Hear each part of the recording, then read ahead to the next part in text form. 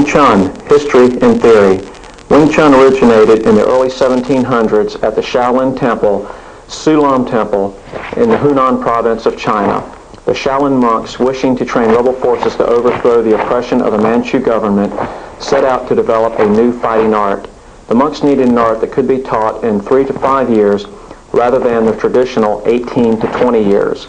The Shaolin elders regularly met in the forever spring hall of their temple to develop this new fighting system. However, before the new system could be completely developed, the temple was destroyed by the forces of the Manchu government. The surviving monks dispersed themselves throughout China and went into hiding. Among the survivors was a nun named Enwei.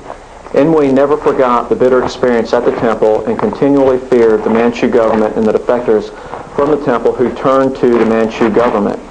She knew that her knowledge was equal to that of the defectors and that one day her strength would fail to overcome the more powerful, younger defectors.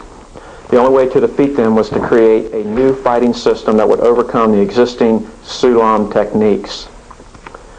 Her chance came one day when she witnessed a fight between a fox and a large wild crane. The fox continually used its speed to circle the crane.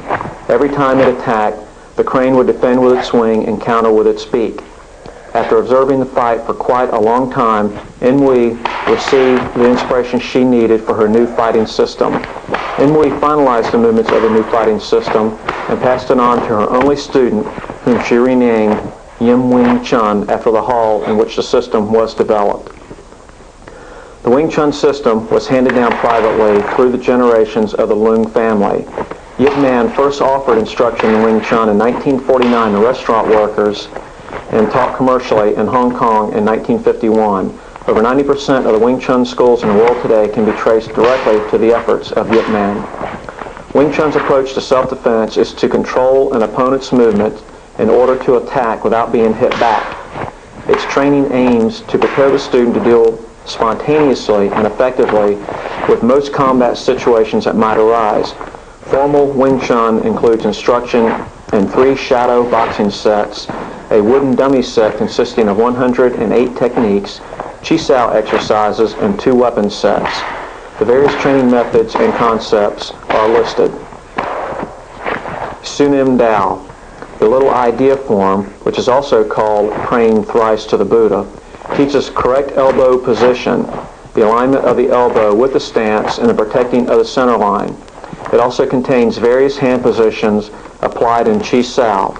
The meaning of the name little idea form is actually a simile in living. The Sunim Dao form comprises all the basic training movements of Wing Chun.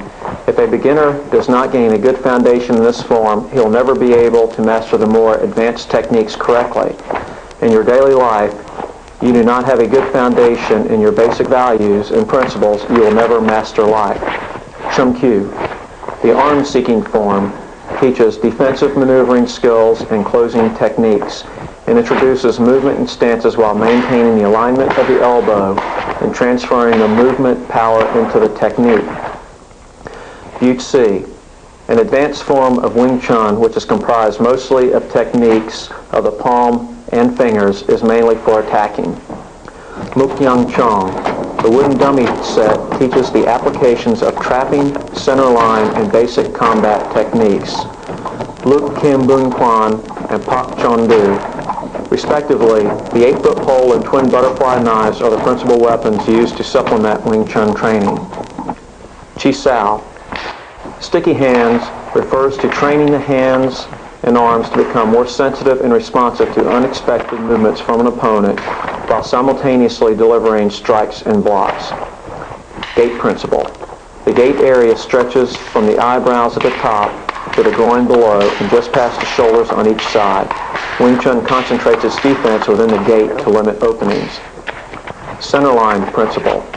The center line is an imaginary straight line which bisects the body vertically. Most of the body's vital points are on or near this line. Control of the center line is the goal to a proper defense in Wing Chun. Immovable elbow principle. Acting like the eye of a hurricane, the elbow, in many techniques, remains still while around it the forearm is constantly moving and exerting forward force. By keeping the elbow still, the center line is maintained and the defense is steady. Facing principle. Since the Wing Chun system is based upon straight punches, guarding the center line, and the immovable elbow, correct orientation to the opponent is essential.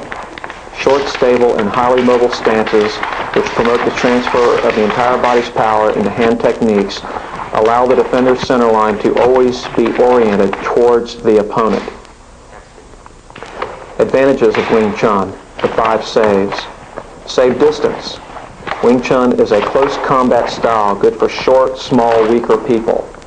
Save energy. Wing Chun is economical in its hand and foot movements. Save manpower.